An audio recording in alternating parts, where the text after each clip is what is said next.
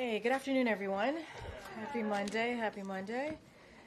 I have two items at the top before I turn it over to our National Security Advisor, Jake Sullivan.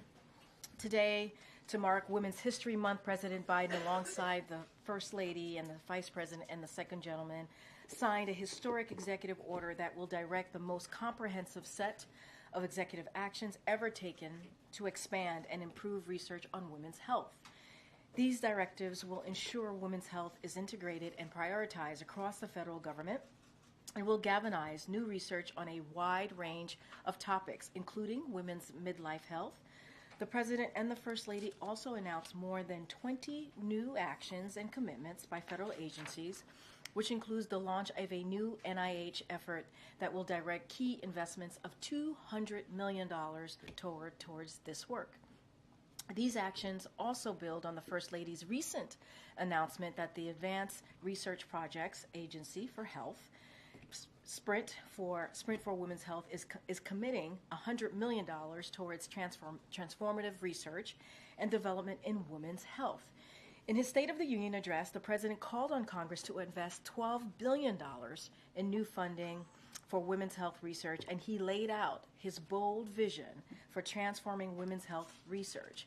And with today's announcement, he's keeping that promise. Now, second, today, the White House Office of Public Engagement will convene a roundtable on President Biden's efforts to support black men's health. This event will be moderated by Sharice Jones of USA Today and features actors Courtney B. Vance and Lamont Rucker, recording artist Raheem Devon, licensed psychologist Dr. Robin L. Smith, and public health analyst from the Substance Abuse and Mental Health Services Administration, Dr. Walker Tisdale. Since the start of his administration, President Biden has prioritized tackling the mental health crisis. In 2022, he released a comprehensive mental health strategy designed to strengthen system capacity, connect more people to care, and create healthier environments. To support this work and help advance how we transform mental health in the United States, the Biden-Harris administration launched 988 hotline, expanded community mental health centers, established new centers of excellence to help promote mental health. The Biden-Harris administration has and will continue to invest critical resources to expand mental health and substance use support to Americans, including through President Biden's proposed budget for fiscal year 2025. And with that, I'm going to turn it over to our National Security Advisor, Jake Sullivan, who has an update on the Middle East region.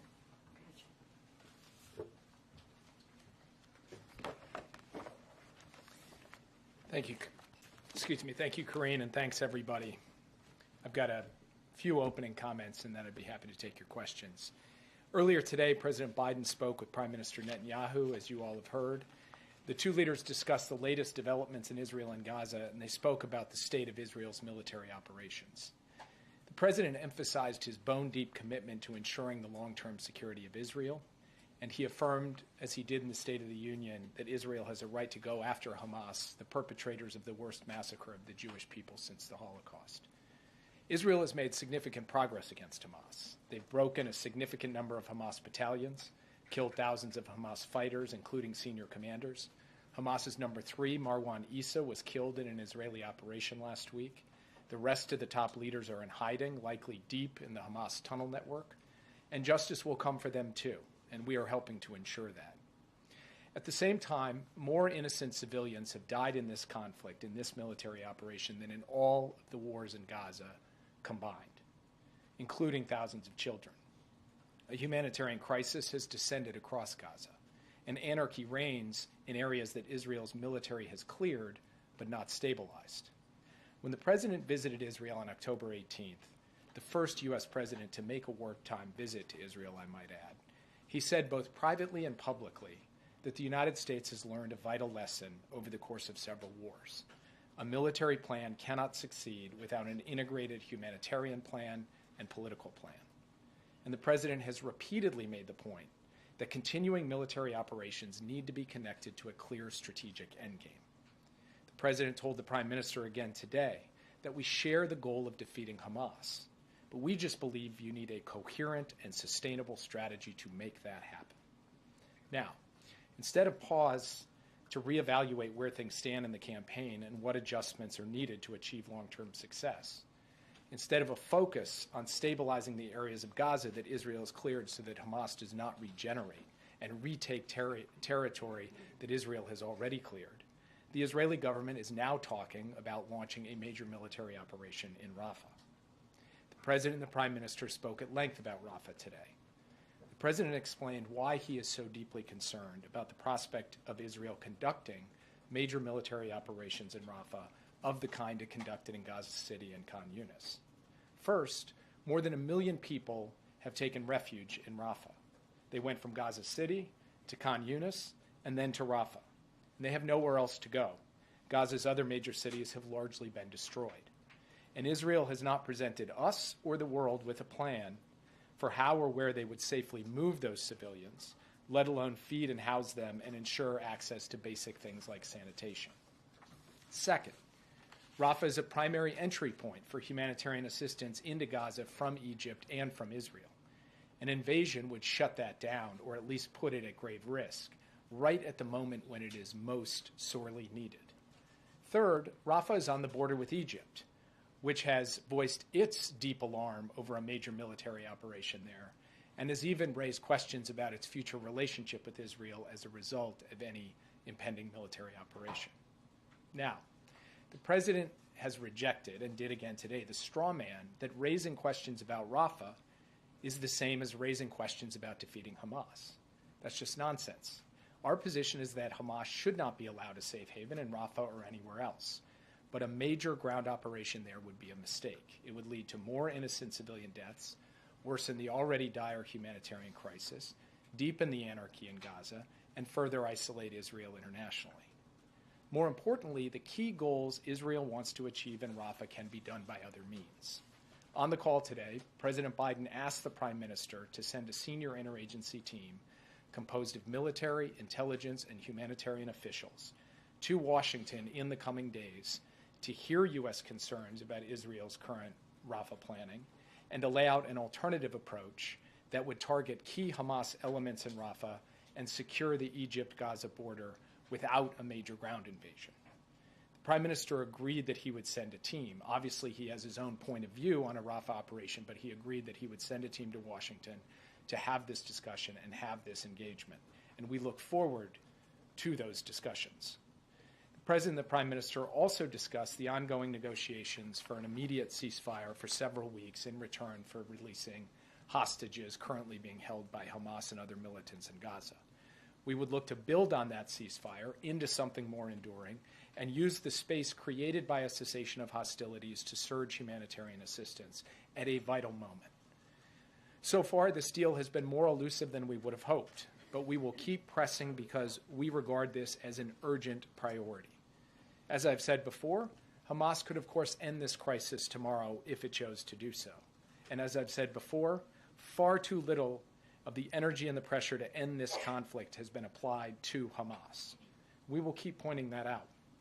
The President and the Prime Minister agreed to stay in close touch in the days and weeks ahead on all of these issues, and of course, their teams are in daily contact on every element of this crisis, as well as the other threats that Israel faces from around the region and the shared threats that the United States, Israel, and others of our allies and partners face from Iran and its proxy forces across the Middle East. And with that, I'd be happy to take your questions. Yeah. Jake, you mentioned that the ceasefire deal had been elusive.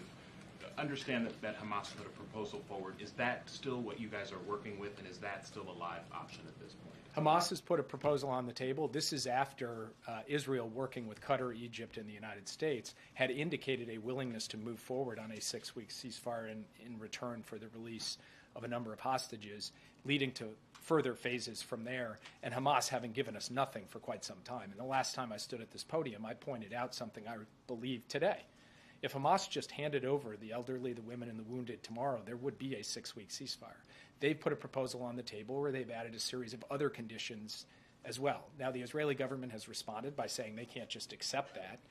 They regard some of those conditions as going too far, but that's what a negotiation is about. So as we speak today in Qatar, you have teams from Israel, Qatar, and Egypt sitting down and banging through those details to try to arrive at an outcome over the next few days where there is actually a deal. And we believe that those discussions are very live, that a deal is possible, that we should be able to achieve it, and that it is the best way both to get hostages home and to alleviate the suffering of the civilians in Gaza. And from our perspective, we, the United States, are going to keep pushing on that, and the President had the opportunity to discuss that with the Prime Minister today. And Jake, why did the President feel that this was an appropriate time for this delegation to come from Israel, and why did he feel that these conversations would succeed in ways that your outreach to the Israeli government have not previously?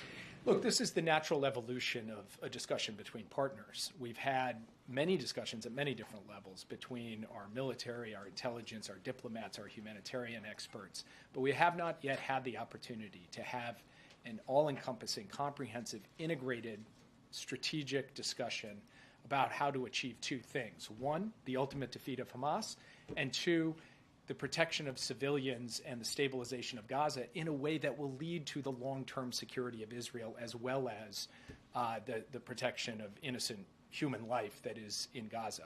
So from the President's perspective, we've arrived at a point where each side has been making clear to the other its perspective, its view, and now we really need to get down to brass tacks and have the chance for a delegation from each side on an integrated basis, everyone sitting around the same table, talking through the way forward.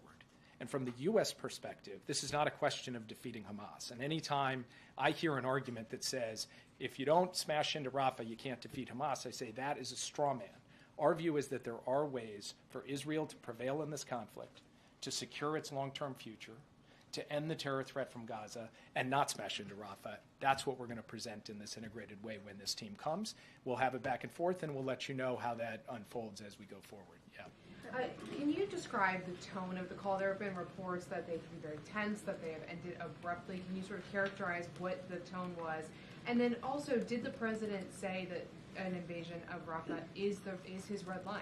And what does that mean? I went over the red line issue, which I know is the obsession of this group last week. I've got nothing more to say on that front, as you know, particularly for me. I think that's something that is posed in your questions. It's not stated as a declaration of our policy, and we've made that clear. With respect to the call, I'm probably not the best person to, give a kind of assessment of body language and tone. I can confirm it did not end abruptly. It ended in a totally normal way when they had each gotten through all of their points. And I would say it was very businesslike. Each of them recognize that we are at a critical moment in this conflict. They share a common objective, that is for Israel to prevail over Hamas. And they have a different perspective on this operation in Rafah, and they went into some detail on that and had the opportunity really to elaborate each of their respective views in a full-throated way, in the way they always do when President Biden and Prime Minister Netanyahu talk. So in that sense, I would say this call was much like previous calls that the two of them have had. They each agreed to have the teams get together, and then they agreed that the two of them would stay in touch as we go forward. Yeah. Thank you, Jake. The deadline for Israel to comply with the National Security Memorandum 20 is coming up on Sunday. Has Israel responded in writing? So first, when you say to comply, what they have to do by Sunday is just provide credible and reliable assurances that they will abide by their international obligations, not obligations we've imposed upon them, but obligations they have freely accepted with respect to international humanitarian law, which of course includes not arbitrarily impeding the flow of humanitarian assistance where they can control that. So I cannot tell you today or confirm today that they have provided that. Obviously, as you said, they have several more days before they have to do so, and we anticipate that they will. And then on a related note, Jake, on March 1st, President Biden said that he was going to insist that Israel facilitate more trucks and more routes to get more people the help they need. On today's call, did he make that clear? Well, even before today, the results of the President making clear that this was a priority for him and his team working that at a detailed level operationally on the ground in Israel has resulted in certain steps, including the opening of a new gate that we have seen since the President gave the State of the Union, and work to flow more convoys to the north along the beach road as well, in addition to other steps like the landing of the first ship through a maritime corridor on the beaches of Gaza, and active work going forward to get that pier that the President announced set up off the coast of Gaza as well.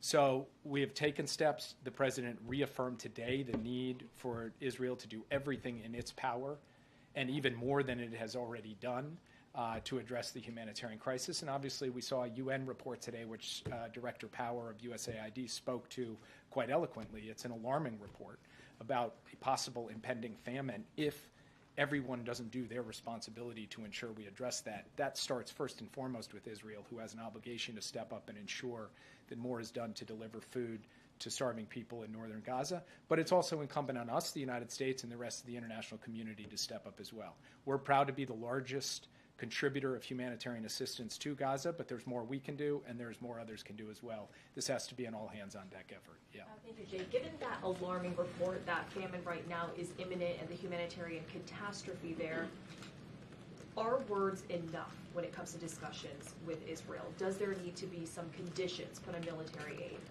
Well, first, obviously words aren't enough. It's action that matters. And the action that matters is flowing trucks and ships worth of humanitarian assistance, particularly food, water, and medicine to people who are gravely in need of it, as elaborated in that report.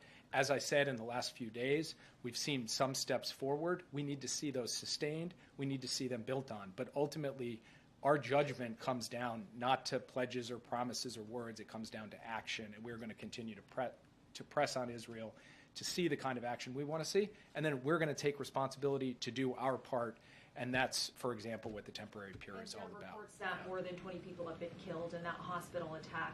How confident is the U.S. that Israel is doing everything in its power to protect civilians? I'd make 3 points about the reports of the attack at Al-Shifa Hospital overnight, last night and into today. First, Israel states that it was going after senior Hamas commanders and Hamas militants, and it is clear that Hamas fired back at Israel from that hospital. Second, we have seen Hamas, over the course of this conflict, use civilian facilities, including hospitals, to store weapons for command and control and to house fighters. And that places an added burden on Israel that very few militaries have to deal with, an entrenched insurgency, a terrorist group using the shield of civilian institutions to protect themselves during a fight, rather than meeting Israel on some open field of battle. And then third, it also tells us something else that of some concern that I spoke to in my opening comments. Israel cleared Shifa once. Hamas came back into Shifa, which raises questions about how to ensure a sustainable campaign against Hamas so that it cannot regenerate, cannot retake territory. And from our perspective, it is connecting Israel's objective to a sustainable strategy that is the vital thing we need to focus on right now, rather than have Israel go smash into Rafah. And that is what the president talked to the prime minister about today. Yeah. During the call, did the president threaten at any point to withhold military aid to Israel if Israel moves into Rafah or a famine does ensue in Gaza? The president didn't make threats. What the president said today was, I want you to understand, Mr. Prime Minister, exactly where I am on this. I am for the defeat of Hamas.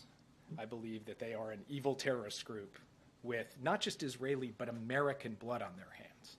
At the same time, I believe that to get to that, you need a strategy that works. And that strategy should not involve a major military operation that puts thousands and thousands of lives, civilian, innocent lives, at risk in Rafah. There is a better way. Send your team to Washington. Let's talk about it. We'll lay out for you what we believe is a better way, and I will leave it at that. And did they talk about Senator Schumer's call for new elections, and what did the president say about that? So the prime minister did raise his concerns about a variety of things that have come out in the American press. I'm not going to talk specifically about any one of them because I want to, let the prime minister speak for himself and also protect the discretion of the call. And I will just say that from President Biden's perspective, this is not a question of politics. It's not a question of public statements. It's a question of policy and strategy. That's what he's focused on. That's what he was focused on in the call. Yeah. Can you give us any detail on the timing of this meeting here in Washington? Is that in the coming days and weeks? And is it your expectation, or did Israel commit to not proceeding with any Rafah invasion until that meeting takes place? Or is that unclear? We have every expectation that they're not going to proceed with a major military operation in Rafah until we have that conversation. And they talked about as soon as the end of this week.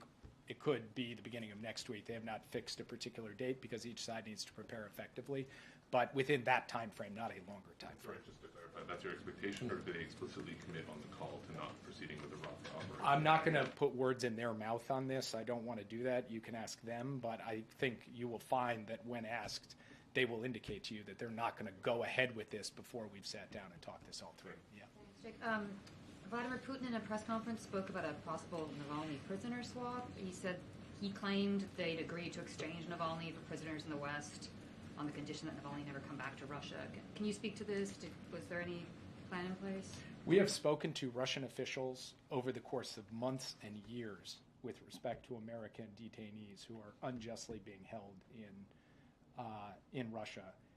We have not heard a Russian official raise Navalny as part of a prisoner swap in any of those conversations. So if this is something they were interested in, it certainly sounds like they're coming to it quite late. In fact, too late, obviously, since he's no longer alive, because we did not hear that from them before.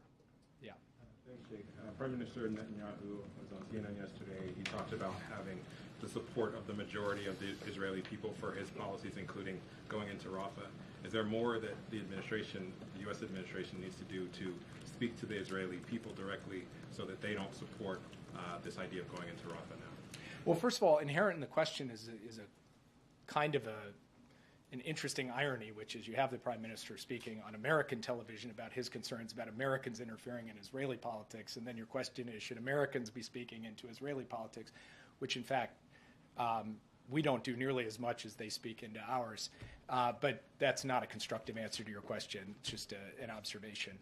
In answer to your question, again, as I said before, from the President's perspective, this isn't really about politics or public opinion or public statements. This is about policy and strategy. And so the President's not focused on what's popular, what's not popular, how do you shape public opinion. He's interested in how do we get to the right result.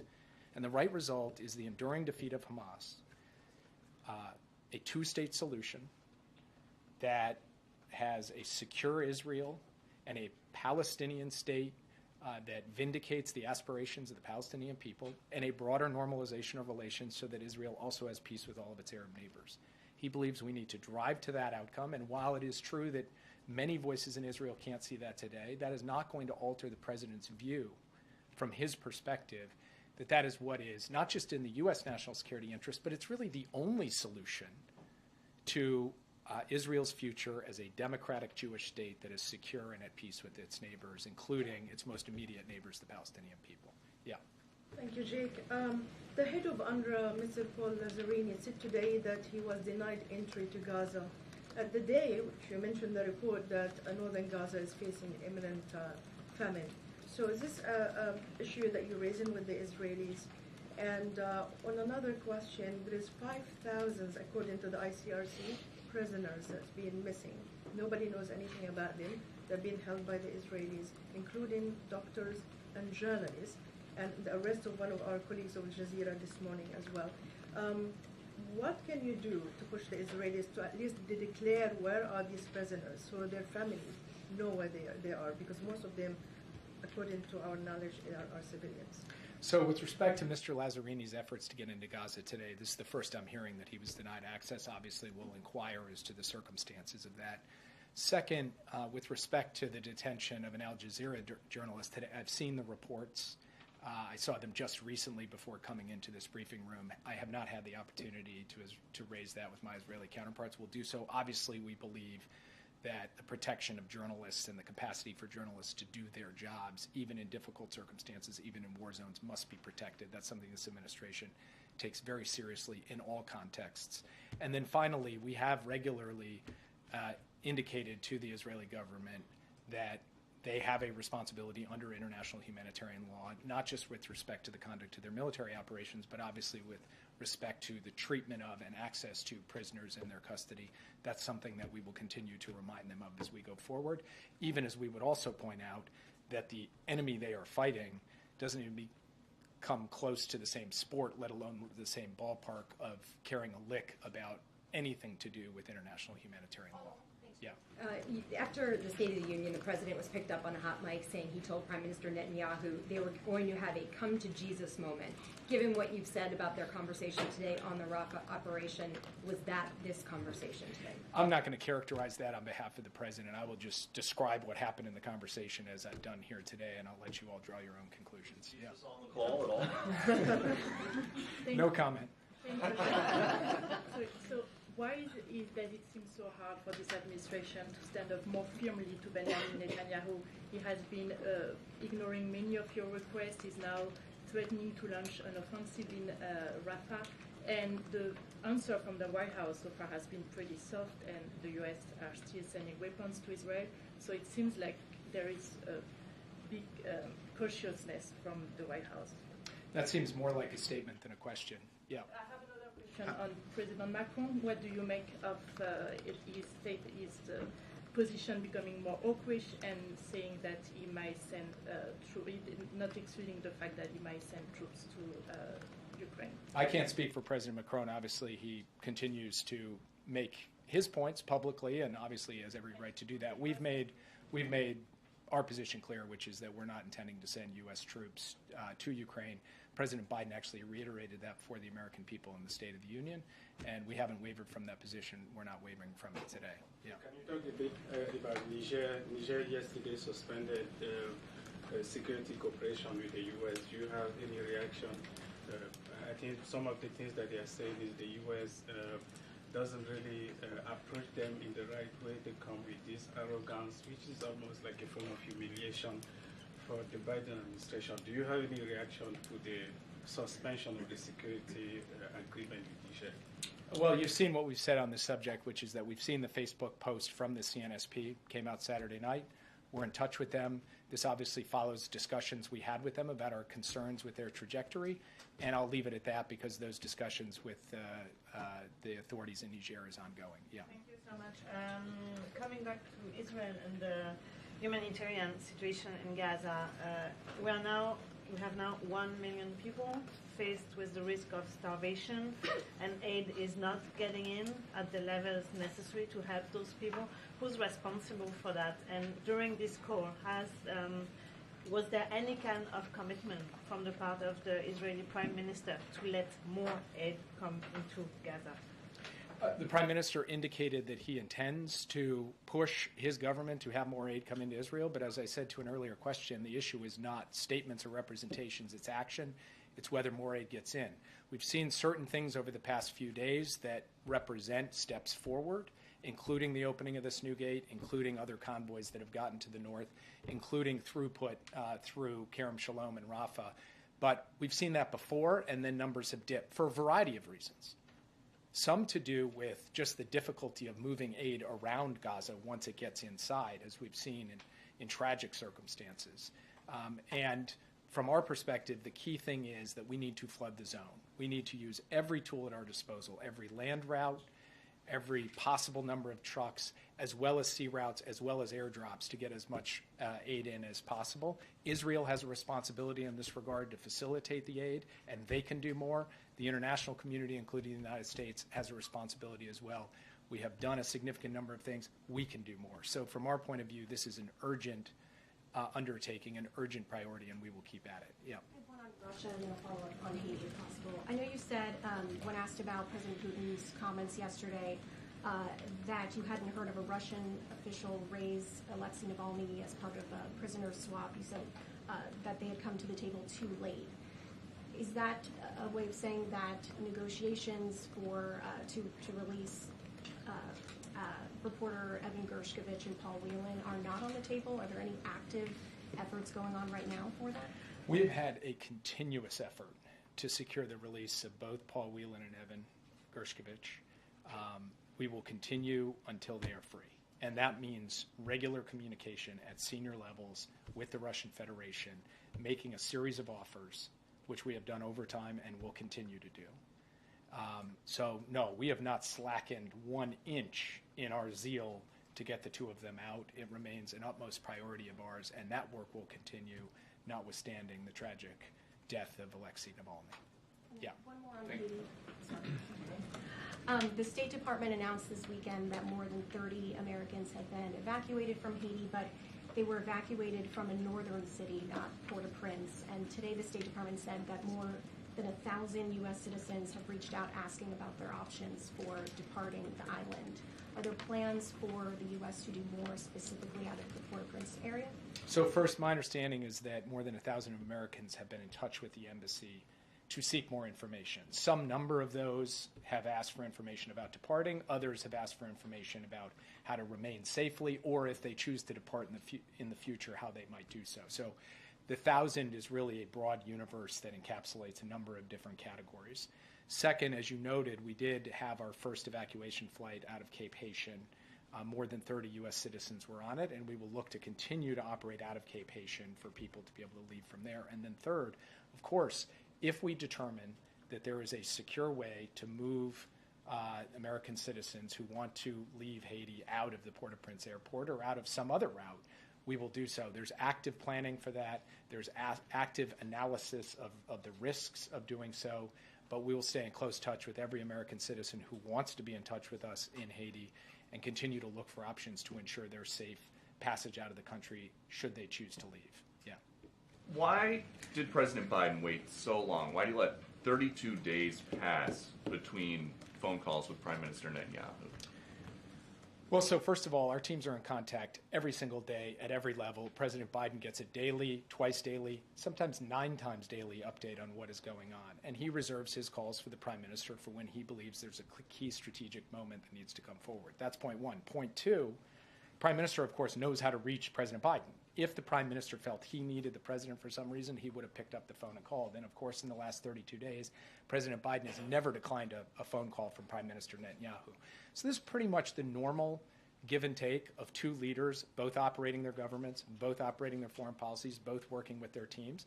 And then at a key inflection point in the dialogue between the two sides coming together and talking. I wouldn't make more of it than that. And there's a report that when President Biden was told his handling of the war between Israel and Hamas was starting to affect his poll numbers, the quote is, he began to shout and swear. So when he does that, is he shouting and swearing about Netanyahu or about Hamas or about his poll numbers? This is the when did you stop beating your spouse question, because I don't think he ever did that. And so, well, you use that as the premise of your question, which is when he does that. I've never seen him do that, shout or swear in response to that. So from my perspective, that particular report is not correct. Yeah. What can you tell us about this temporary pier, the timeline for it, how it's going to be secured, how soon aid may be available to those sea routes you're talking about? So CENTCOM can go into the operational details on it. What I can tell you is that our original timeline, extended out something like 45 to 60 days to have it fully in place. We're hoping to beat that if possible, because we're moving heaven and earth to get, all of the complex logistics associated with it fully integrated into the pipeline for aid going into Gaza. And ultimately, it will be a scenario where CENTCOM assets move the pier off the coast, and then it will be IDF assets who actually secure it so that there are no U.S. boots on the ground in Gaza. But that effort is very much underway. The CENTCOM commander feels good about the progress we are making, and that he will be able to move this on an expedited basis based on the original timelines that he provided. Just one more question. Yeah. Jake, do you have any reaction to the Russian President Putin's victory? He will be president until 2030. Do you accept the result and his victory? Well, first, nothing about the election outcome was unpredictable, because Putin had closed the political space, had locked up political opponents. Some of his political opponents had tragically died. And so there was nothing free or fair about this election, and the outcome was preordained. Second, the reality is that President Putin is the president of Russia. We've had to deal with that reality throughout the war in Ukraine, throughout the other aggression Russia has undertaken, throughout the other steps contrary to U.S. national interest that we have seen from this president and from the Russian Federation under his leadership. And we will continue to deal with that reality. But that reality doesn't deny the fact that this election was not something that met any kind of benchmark of being free or fair. Thank you all. Thank you so much, Jake. Thank you, Jake. All right, Chris. So I have a question about budget discussions over the weekend. Why did the White House object to plans that were taking shape over the weekend for the Homeland Security budget? And what do you want to make sure gets included in the final legislation? And last thing, how close are you at this point, do you think? So, look, I'm not going to talk about reporting regarding ongoing negotiations. Going to be super careful talking from the podium here. One thing that I will make clear is that, DHS needs a bill that adequately funds operational pace, right? And we have seen during this past fiscal year, and that is what the administration is fighting for. We want to make sure that they have the operational funding to do the job that they need to be doing. And that is what I can say. And I want to also add is, let's not forget the past 10 months here. DHS has removed and returned more people than during every fiscal year since 2013. So they have maximized their operations. They have done the work to do what they can at the funding levels that they currently are operating in, and we want to do everything that we can to make sure that they have that operational pace. So I'm not going to get into negotiations from here. So it sounds like we're talking about the issue is a dollar figure. The White House wants more money than is being offered. Just going to be super mindful and not negotiate from the podium, but obviously we believe that DHS needs additional funding. We've always said that to deal with the security operations and much more that we're dealing with at the border, obviously, and just more broadly, all the work that the DHS has to do on behalf of the American people. There's no progress today or anything. Look, negotiations continue, and we are focused certainly on reaching an agreement. As you know, the shutdown is set for this coming Friday, and we want to certainly get to a place where we have, again, DHS has what it needs to have continue the operational pace that they've been having. Okay. Thanks, Karine. As the Supreme Court considers the case about social media, disinformation, misinformation, can you talk about what the administration believes is at stake in this case? I'm going to be super mindful. It's an ongoing case. I'm just not going to comment. Would have to refer you to Department of Justice. We've been pretty consistent on this over the past year or so I'm just going to be really mindful on that. And then I have a leftover Israel-Hamas question, because over the weekend the president talked about the importance of the freedom of the press. He toasted them at the Gridiron dinner. Has he or anyone in the administration pushed Israel to allow foreign media into Gaza to cover it? So look, as Jake said, there's continuous conversation that we have with the leadership of the Israeli government. I don't have anything to share on that particular question. You heard directly from the president as it relates protecting the freedom of the press, protecting journalists. We've always been very clear about that. The president has spoken to that numerous of times. I can't speak to that particular conversation on that issue. We want to make sure, right? We want to make sure that freedom of the press is respected, that journalists are protected, and so that is something that the president has had conversation with leaders over the past 3 years as it relates to that, as it relates to obviously humanitarian issues as well. We've always had those conversations. It doesn't matter if it's our allies or friends or whoever it is. We've always been pretty consistent. But I can't speak to any direct conversation that the president has had on that issue. What are the remaining sticking points on the DHS funding bill? And some Hillaids say that the White House came in at the 11th hour. Did the White House step in too late? I mean, look, let's be very clear here and take a step back. When it comes to funding the government, that is something that is the basic duty of Congress, is to do that, right? It is their job to keep the government open. It is something that Congress has to do on behalf of the American people. There are critical programs that Americans need, that American families need. The DHS funding, more specifically, as what is obviously being discussed, is important, right? For DHS to do the work that they're currently doing as we think about the border, as we think about the immigration system. So it is their job. It is their duty. I'm not going to speak into timeline as to when we started to have conversations with them. I'm not going to speak to negotiations that are currently happening. Certainly not going to do that at the podium. We believe it is critical and important to continue the operational pace that DHS needs to do their job. Obviously, we've been pretty consistent as well over the last 3 years asking for additional funding. And so I'm just going to be really mindful and not negotiate from the podium. Okay. Thanks, Karine. Does the administration still have close contact with social media companies, and in specific, are there still communications about removing misinformation? Look, I'm going to be, I know there is currently SCOTUS, well, I don't even know if it's happening right now, but there is this particular Missouri case. I'm going to be super mindful, super careful, and not to answer a question that is, adjacent to what's happening with this particular case. I don't have any conversations to speak to or to lay out to you about conversations with social media. Obviously, the president tries to communicate with Americans and meet them where they are. You see us do that pretty consistently. I just want to be super mindful as there's an ongoing case happening at this time. Speaking about the particularities of the case, more broadly, can you talk about the administration's concerns on the kind of misinformation that's on social media? We've been pretty consistent about the importance of, it is the responsibility of social media to make sure that what is on their platform is not misinformation, not disinformation. We've been always very clear about that. I just don't have conversations to lay out or to speak to, but we've been pretty consistent for at least the past couple of years on that. That's great. A temporary pause on SB 4, the controversial Texas immigration law is set to expire at 5 p.m. today if the Supreme Court doesn't take action. What is the administration's plans if that does go into effect? So a couple of things. Going to be really careful not to comment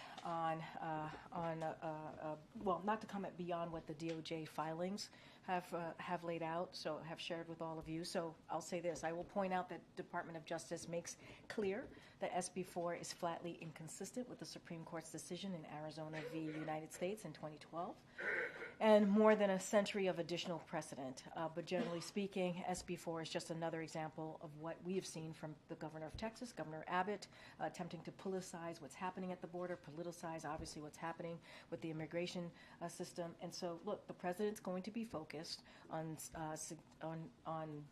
making sure that there's significant policy changes and resources we need to secure the border.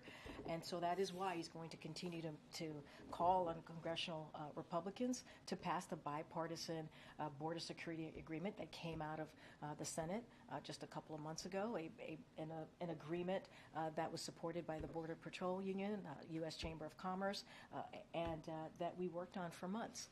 And we believe that is going to meet the needs that we have with the border challenges and deal with some real immigration policies. Outside of that, I don't have anything else to share, but clearly the Department of Justice has been very clear on their filings on SB 4. Good. Thank you so much. A domestic question, then 2 quickies on foreign adversaries. First of all, what is the White House planning for Iftar this year? And what is your message to Muslim Americans about this particularly difficult year? Look, we are going to, I don't have anything to share about an event as it relates to Iftar. What I can say is that we've been very consistent and very clear that this conflict is personal and painful for many, and the president has been clear on that. We have been clear from this podium. He respects all Americans to speak out and for their voices to be heard, as long it's peaceful, obviously. But we understand that it is a painful time for a number of communities. As you know, we've had senior White House officials meet with members of the different communities, whether it's Arab, Muslim, Palestinian communities, to talk about their views, to voice their concerns, and we welcome that.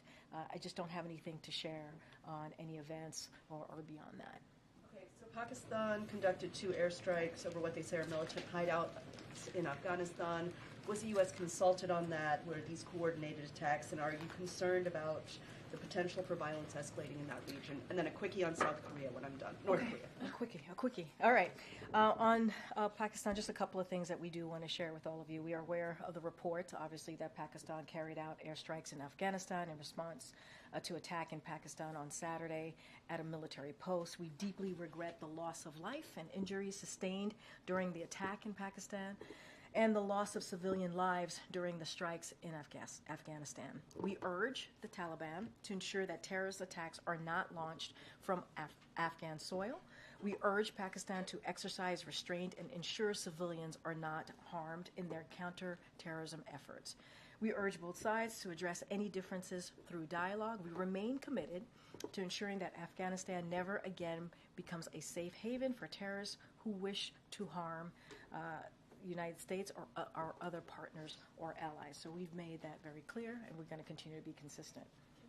South Korean reports that North Korea sent 7,000 containers of munitions to Russia, and if so, what are the consequences of that? So I don't have anything, I have not seen those reports, so don't have anything to share on that. I want to be really mindful and careful on that one. Okay.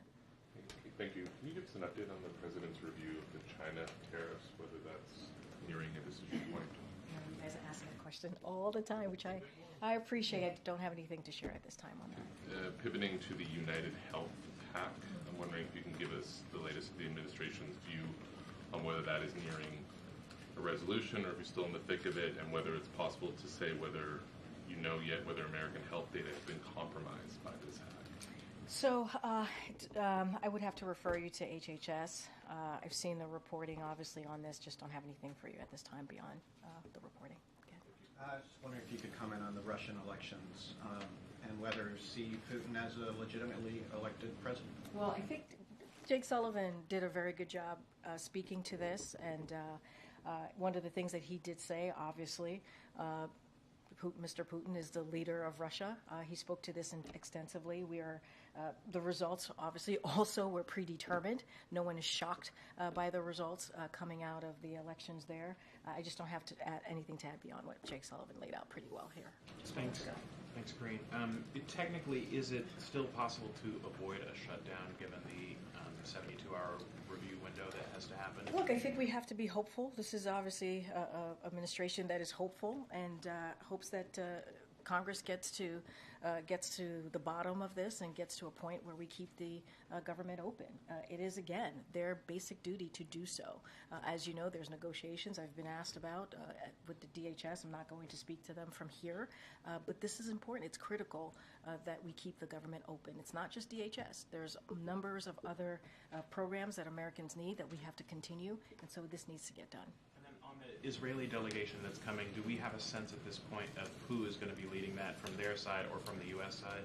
I don't have anything more to share on that. Obviously, as we get to a point where we're able to share more information on that, when that meeting's going to happen, who will be part of that meeting, we'll have more to share. I just don't have anything, any further details than what Jake shared from here earlier. And is it fair to understand from the detailed engagement that Biden is having with Netanyahu and with his government that this means that President Biden feels that the government is legitimate and should continue, and that engagement with them can bear more fruit than it has in the past? Say that legitimate. That Netanyahu's government is legitimate, that he still views him as legitimate leader, and that his appeals to him. I mean, let's be clear. Like that is up to. Bibi Netanyahu is the Prime Minister of Israel. Like that is something that we know, right? That is something that is fact. That doesn't change anything. That is the reason why we've been in constant communication with the Israeli government from all levels, right? And so that has not changed, right? That is as far as. I asked because Schumer suggested that maybe should not longer. Look, that is something for, as it relates to any elections or anything like that, that's up to the Israeli government, right? That is something for them to decide. I can't speak to that. What I can speak to is the president and his involvement and his engagement. I think it's important that he had this conversation with the prime minister today about Rafah, about how we move forward. And so Jake Sullivan did a really good job laying that out, what that's going to look like, how that conversation went. The president doesn't want to see a military operation go into Rafah. He's been very clear about that. He wants to make sure that innocent lives are protected, and it has to be done in a way that we don't see Palestinian lives, lose any more Palestinian lives. But understanding that Israel has to go after Hamas, right? A terrorist organization. We understand that. So there's going to be a conversation with both sides, obviously. It's going to happen. But I just don't have anything else to share further from that. Thanks, Karine. The president has quite a bit of travel this week. I was hoping you could tell us a little bit about what he's doing beside his political activity. as well as how he's going to be engaged with these ongoing negotiations to make sure there's not a shutdown. So look, I'm going to answer your, talk about the last part of your question first. Obviously, the president's always engaged, always communicating with his team. It doesn't matter where he is, if he's at the White House or anywhere else in this country or the world. He's president wherever he is. So I'll say that at the top. The president's going to be going to Reno and Las Vegas tomorrow. In Reno, he will participate in a campaign event. So obviously, I will refer you to the campaign for more details on that particular event. In Las Vegas, he will deliver remarks on lowering costs for American families, which is the priority as it relates to his economic plan on behalf of the American people. On Wednesday, the president will be in Phoenix and will deliver remarks on investing in America agenda. This is part of a busy travel schedule following the State of the Union, where the president is hitting the road, meeting Americans, talking to them directly about how he sees his vision, how he sees the future of this country for obviously the American people. We'll certainly have more details to share. The specifics on the political parts of the trip, I would refer to the campaign. And there's one more question. Next week, the president is going to be going up to New York, meeting with former President Obama and former President Clinton. It's a campaign event, but there's a report that came out today about President Biden's relationship with President Obama, indicating that there might be some jealousy involved. I was wondering if you could speak to that. Let's be very clear. The two presidents, President Obama and President Biden, have a very good relationship. You all have seen it over the past several years. They're like family to each other, and I'm just not going to speak to reporting that we don't believe to be true. Thank you so much. Another foreign policy question. On Saturday, Niger decided to cut all military ties with the United States. Can you maybe explain what led to this decision, and how concerned are you that Niger is now one of these African countries seeking military cooperation with Russia instead of the United States? So a couple things. Jake spoke to this when he was here not moments ago. Let me just say some two top lines about the situation in Niger first, which is since the coup last year, we sought to work with the Nigerian junta towards a democratic transition and our shared security interest. Last week, Assistant Secretary Fee, General Langley, and Assistant Secretary of Defense Wallander were in Niamey for frank conversation with the CNSP to explore how we can chart a common path forward and our concerns about the lack of progress towards a democratic transition and operational considerations for us to maintain a long-term security partnership as it relates to Russia, the Russian Federation's repeated violations of international law, to include its illegal invasion and ongoing war of aggression in Ukraine, represent a clear threat to the rule-based international system. So we are closely monitoring the Russian defense activities closely, obviously, in order to assess and mitigate potential risks to U.S. personnel interests and assets. And so that is how we are looking at that relationship in particular. Okay. Thanks, Karine. When will the president hold another news conference so we can ask a question of him without having helicopter noise or jet noise in the background? I don't have anything for you to share. Obviously, the president, as you were just saying, the president takes questions pretty regularly, enjoys having engagement with all of you. I don't have a press conference to lay out for you at this time. Is there talk of one? I don't have anything for you, but as I said, the president enjoys engaging with all of you on a regular basis, and he'll continue to do that. I think I have to go. I'll take your question last. Okay. Thank you. The North Carolina Lieutenant Governor and other state officials sent a White House letter about Owet Hagos, who was arrested in the state last week. I'm wondering if... Say that one more time. Arrest of who? Owet Hagos in North Carolina last week. I'm wondering if the White House has seen the letter and if you have any information about it. I don't have anything to share on that particular letter. I'm happy to go back to the team and let you know. Thanks, everybody. See you on the road. Thanks, Karine.